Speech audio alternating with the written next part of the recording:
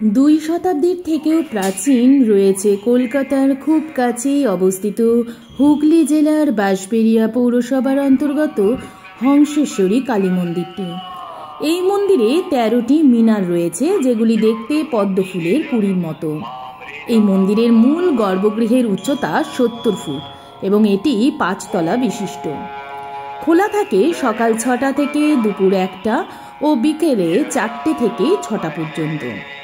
১৭৯৯ খ্রিস্টাব্দে রামেশ্বর দত্তের পুত্র শ্রী নৃসিংহদেব এই মন্দিরটি নির্মাণ কাজ শুরু করেন।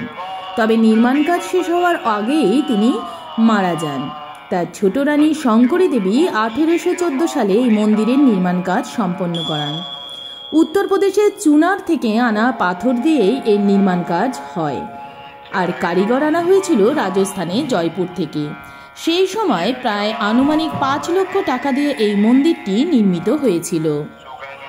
সারা বছর মায়ের শান্ত রূপটি সকলে দেখলেও কালী পুজোর দিন কিন্তু মাকে কোনো বস্ত্র পরানো হয় না, এবং সেই সময় মা পুরো ফুলে সজ্জিত থাকেন এবং রাজবেশে থাকেন।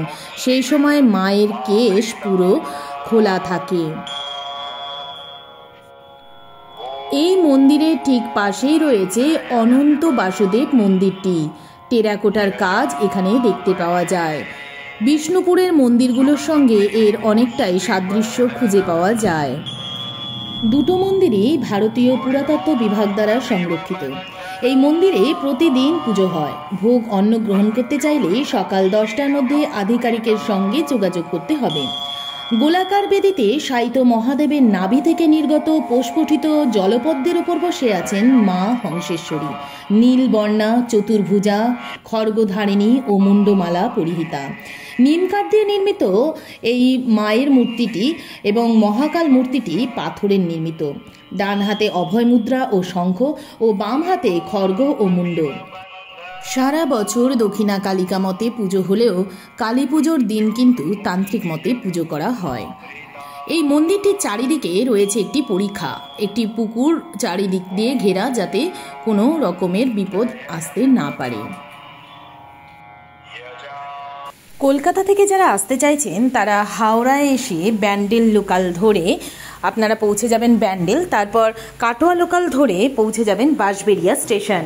বাঁশবেড়িয়া স্টেশনে নেমে সেখান থেকে টোটোতে করেই আপনারা হংসেশ্বরী মন্দির পৌঁছে যেতে পারেন।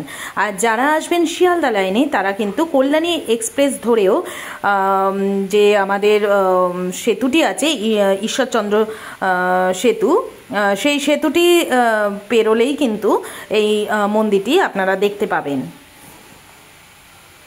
আপনারা অবশ্যই একবার আসুন আর এই সুন্দর মন্দিরটি দর্শন করে যান।